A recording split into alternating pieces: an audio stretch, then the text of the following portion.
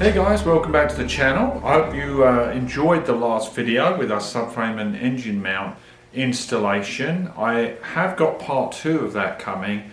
The engine shock absorbers, the little dampeners, the sway bar kit and the dampener bushings are still on their way from MB Classics and Niemöller in Germany. So as soon as they arrive and I get set up in the other room, I'll show you the final installation of those parts just to finish the video off. So in this video, it's a little different. If you remember, it's probably over a year and a half ago now, I repaired the rear door, the rear passenger door of the 6.3. It all rusted out, it was all rotten. It came out really well actually, I was quite pleased with that.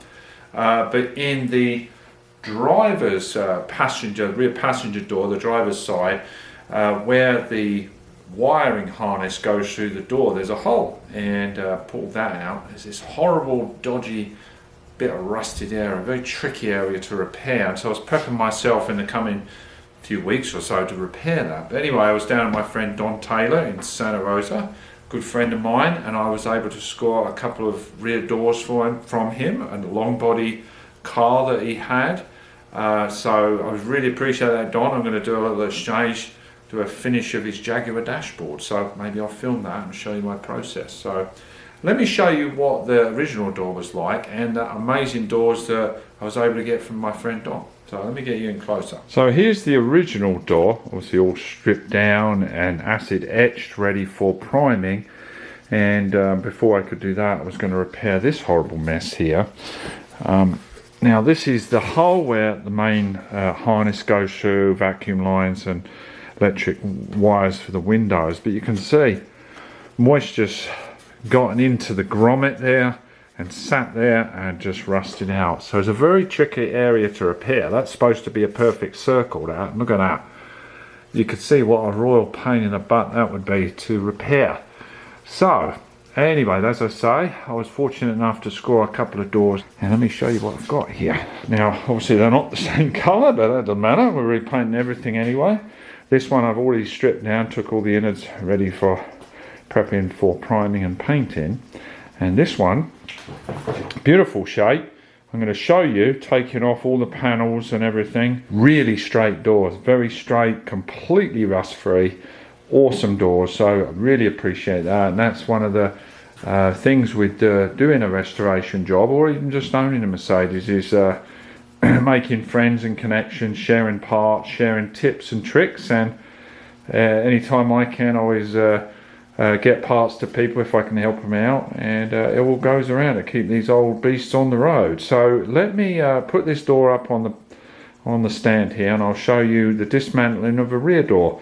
We did a front door before, but let's show you the rear door. A little bit different involved because of the rear quarter there and window mechanism and all that good stuff. So let's get it up on the stand and I'll show you. You can see how they're supposed to look. Really clean, look at that, beautiful, pretty much rust-free door. First things first is to remove the door handle here, just simple Phillips under here.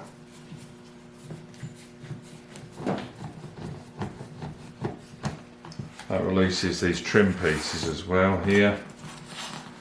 And we just lever back this little cover plate. I have a little plastic trim tool to gently lever this cover here.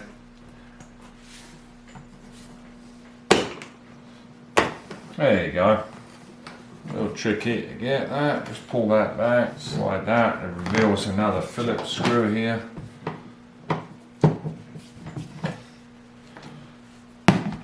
Okay, get that out of the way. Next thing up, take the ashtray out. Reveals 2 Phillips screws.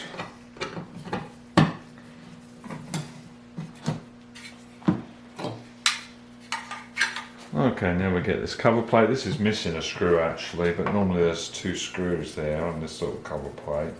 This one, let's see, we got a little blade under the plastic here. You can peel this plastic plate back. Very similar to the VW Beetle actually. This cover plate reveals the screw behind there.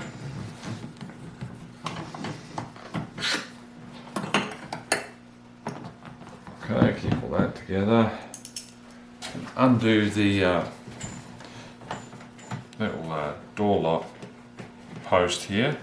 Just unscrew that and lever this up.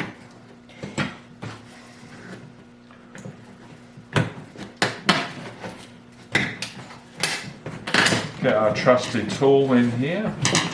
That just levers off. I'll show you the clips here. There we go. So they're like this kind of guy. Okay. You don't have to take this off immediately. You can take this panel off, then this one off. So now with all those pieces off, the whole door should be able to just unclip now from the frame of the door. So we just insert our tool here, feel along, just gently easing up.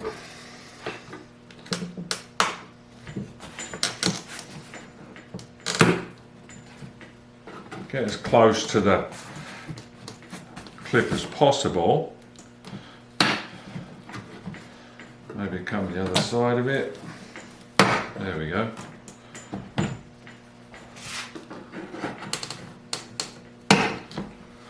Well, that's easy.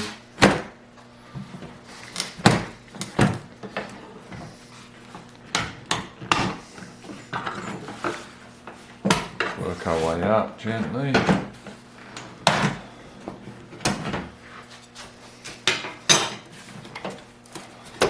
Okay, we unplug the power windows. There we go. Nice door card. Actually got a little tear here in the leather, which is too bad, but what's nice about this one, sometimes you get these and they've got all those mold spots, you know, where damp has gotten into them. Now this one, I noticed that someone has been possibly in here before and hasn't put back the plastic membrane here. There's one here over the regulator, but there should be one here as well. But it shows you this car's been in a dry climate, because even without this, there's no mold on the card, which is really good. So it's a really good rust-free door. Let me give you a close-up of the inner workings here. I mean, that's incredible, isn't it? I mean, this is this is getting on 50 years old, this interior of the door. Look at the thickness of the wiring. Beautiful, isn't it? Great shape. Really, really, I mean, that's 50 years old, those wires, and nice thick gauge. So next thing up, we're going to we'll just relieve this wiring from the panel here. What I'm going to do is take a few still pictures so we know where everything goes together.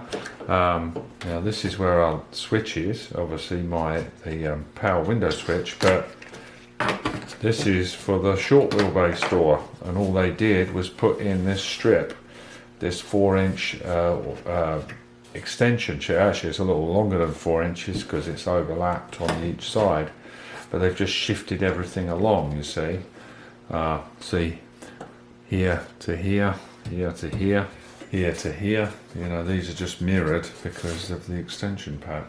So, anytime I'm doing stuff during this project, I like to get lots of pictures just so we know exactly where everything goes. You might think you'll remember, but you won't. You know, different things like fittings, washers, wherever they go, all these clips. Do my best to save everything and keep everything just as it is. So let's detach this wire from here. We've got everything bagged in separate boxes for each of these doors. I'm going to remove these rods from the lock assembly here, and all they're done, all the way these rods are attached, there's a little clip. You just ease it off with the rod. Okay, I'll show you. Whoops, I don't want to lose that. I might have lost that one. No, I didn't. There we go. So essentially, there it is. It's like a little pin. Okay, there's a pin, and then this part locks over the rod. It's a pretty simple little design. So we just push those out of the way, and the rods can be detached, you see, and then move our lock. And I like to keep all these together so we know exactly where things go back.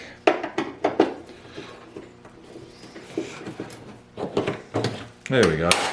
That's a beautiful piece in of itself, isn't it? Look at that, how well made that is. Marvellous, isn't it? Heavy duty, 50 years in service. Wonderful. These are the sort of things that are obviously going to need lubricating over the many years, and things that get neglected. So that's lovely, that, isn't it? So keep all those together. Now what they've got are these captive nuts on here. Simple things.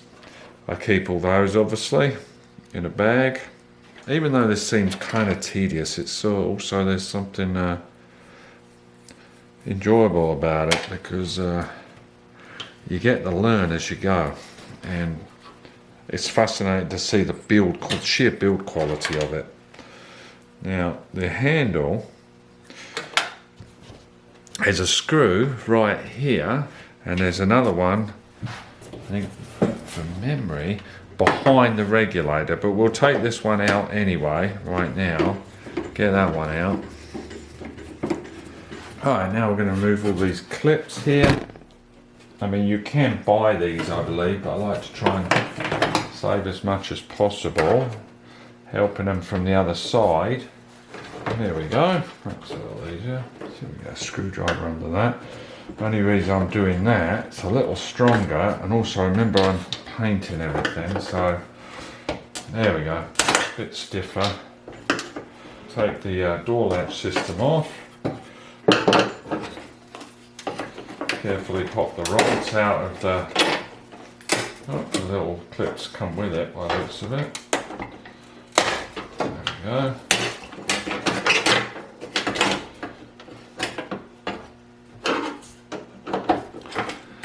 Two Phillips on this one. Again with captured nuts. Can just unhook that guy. That doesn't have a clip, it's just got a kind of a rubber cover over it. Right, again we've got these little clips here.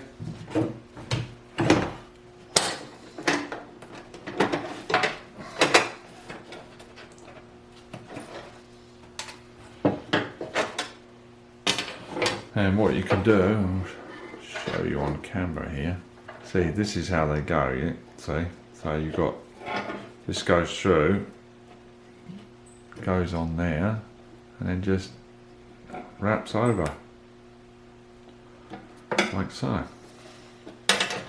Alright, now we're going to detach this clip here. There's another spring clip here that you push back and you can release. Slightly different from the others, but it's very similar principle. Let's probably undo this screw first. This screw attaches to a lock nut again here, so we just undo this. If I can, yeah, that's tight. There we go. Put your hand in there.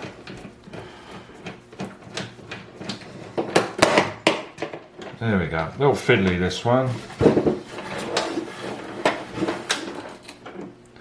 See, again, it's one like that, it pokes in and then folds over.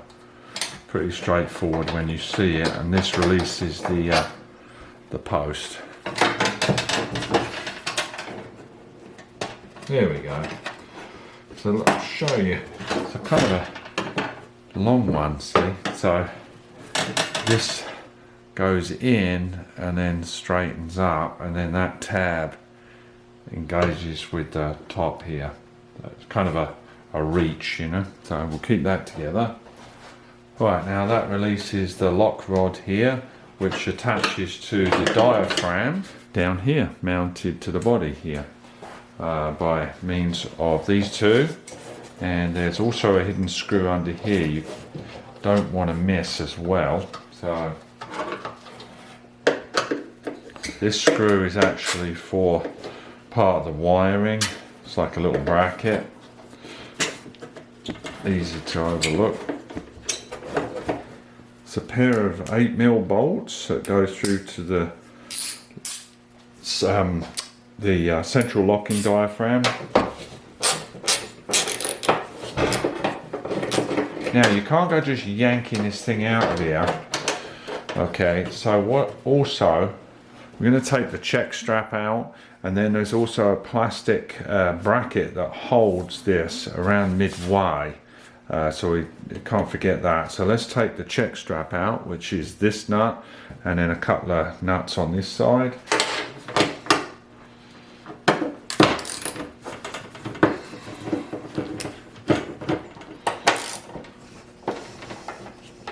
Couple of wraps.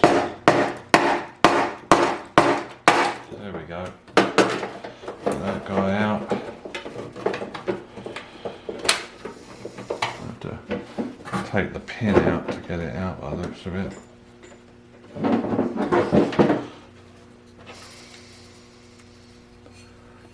Turn the pin. Now, just the bracket. Let me move this mouldy out of the way.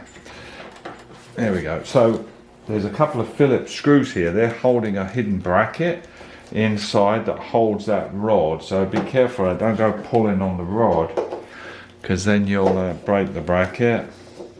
Let me show you the bracket.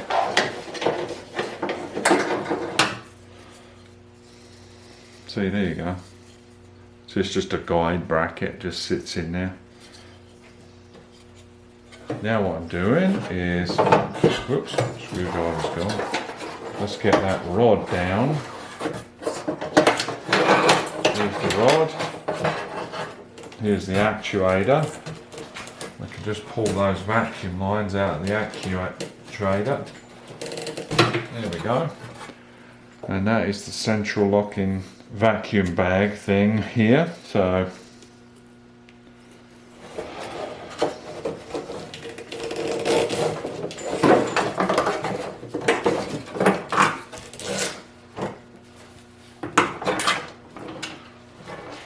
but I'm going to keep those as a spare set. Now, next thing to do, we've got to get the regulator out of there. Now,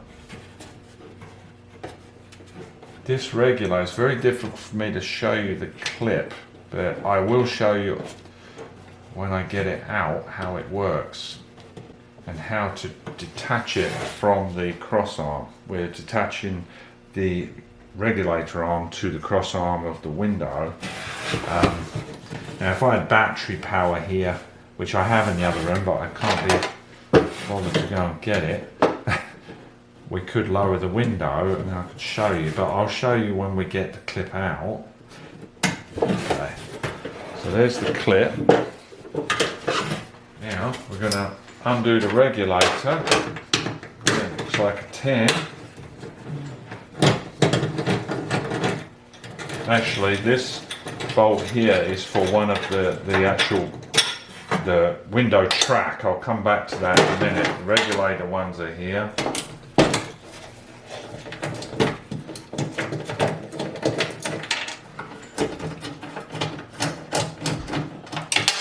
Oops.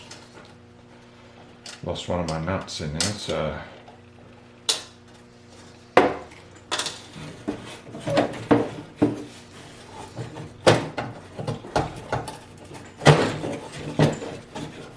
So I've undone the mount nuts, and this upper one was also part of the window track. I will show you that in a sec. Let's just detach the arm from the post here. All the wires through.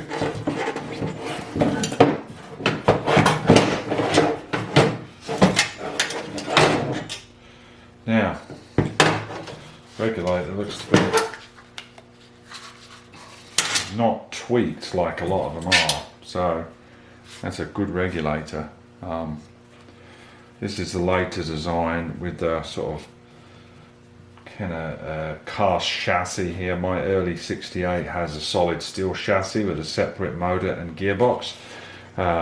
This is kind of an integral motor and gearbox model, but again, if they're lubricated properly, you should get some good life out of them. You see the grease gets kind of gummy, but the clip I was reaching for, see, here is the clip, you see. Now this slides along the runner, and this was the clip I was reaching under to take off. Okay, so you can see, there you go, just like that. Pretty easy. So you just lever it up and pull it off. So there we go. So that's the regulator out.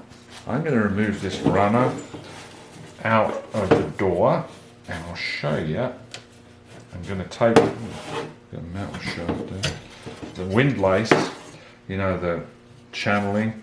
Now there it is. That sits there like so, and this is what the window runs in, and this is where that windlace stuff goes.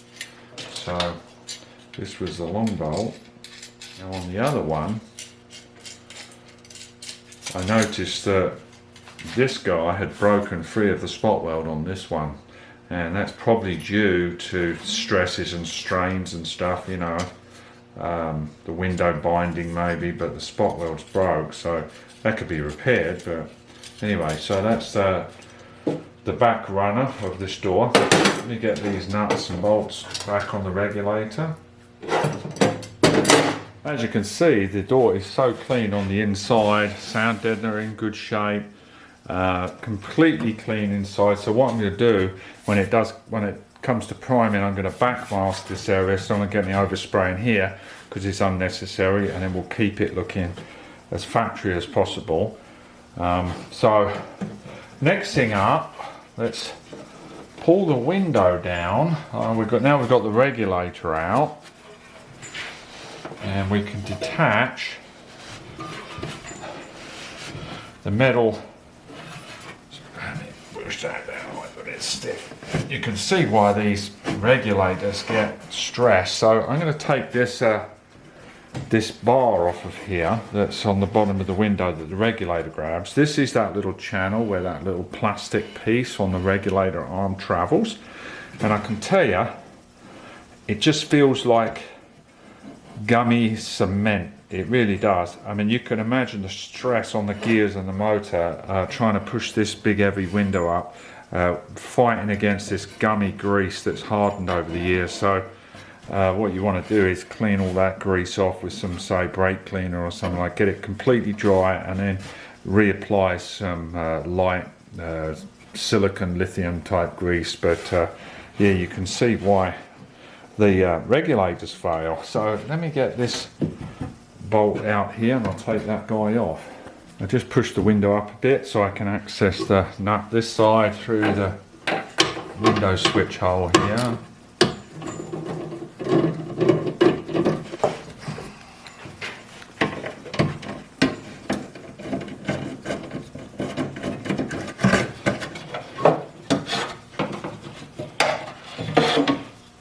So that's the runner for an SEL door.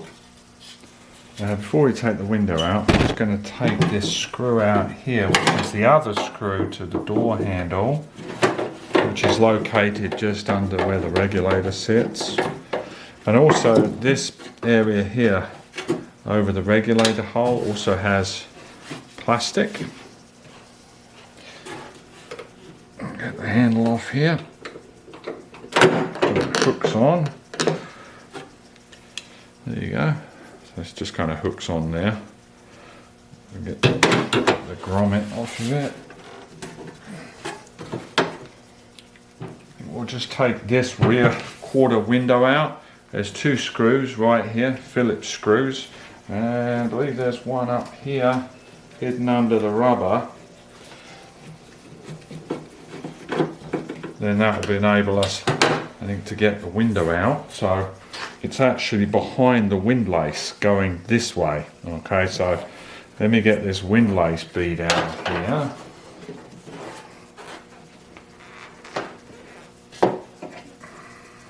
There we go.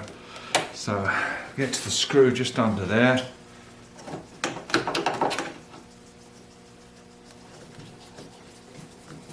we've got to get this guy out first. Let's pull this guy out. Oops.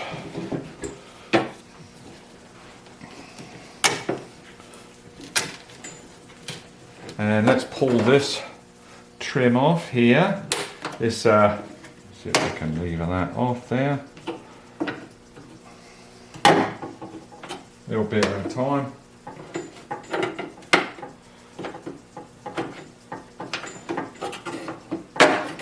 Now, some time ago when I sprayed the front doors, primed them, there was a very handy comment made by somebody that when this goes back on, it goes onto this trim, so you don't want too much paint build up on here, otherwise you'll never get this back on. So thanks for that, whoever told me that. Good eye. So we'll put primer and paint on it, but then we'll mask it off so it doesn't get a heavy build of paint on this trim here. Separate it from the sill. There we go.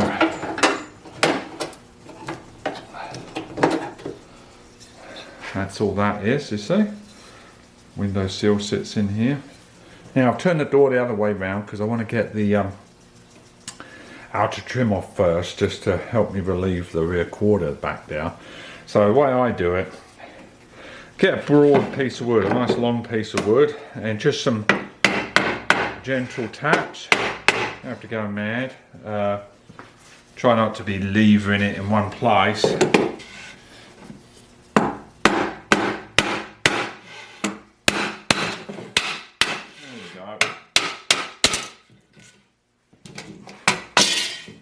Pretty easy there. That's in nice shape actually. Anyway, while we're here, we'll take this outer sleeve off that's held together on there, which doubles up as a trim holder as well.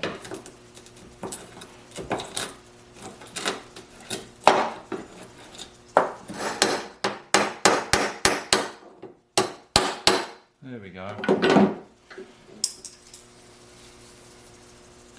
Like to know where you get new ones of these, whether it's the classic center or do people have these re-wrapped, because I mean the metal's just, I mean it could be cleaned up, and I don't know whether people re-wrap these or not, but anyway.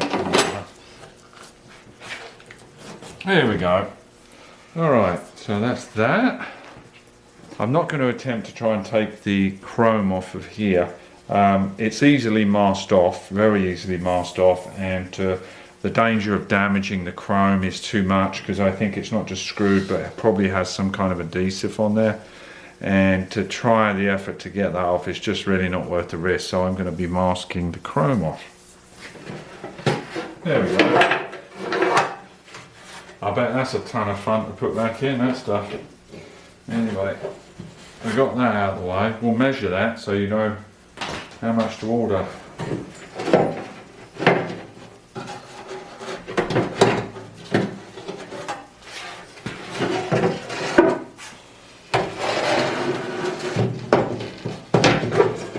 There we go. One window out. So you can see the amount of work is to get the window out of one of these guys. It's quite a bit of effort. So don't slam your doors. So great. I'll check this regulator. I'm pretty sure this motor works. I checked the other one, hooked it up to a battery, and it worked fine. Just those have got to be all cleaned and greased. I thought I'd show you how I pack everything up. It's got its own individual box. I try a note in here exactly where all these parts are from, regulators, and I put some tape on which side everything's from.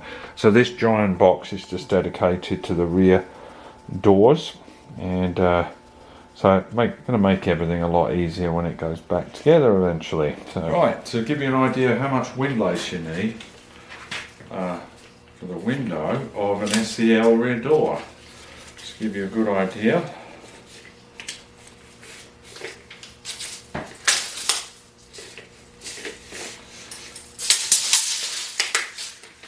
You're looking about 7'6".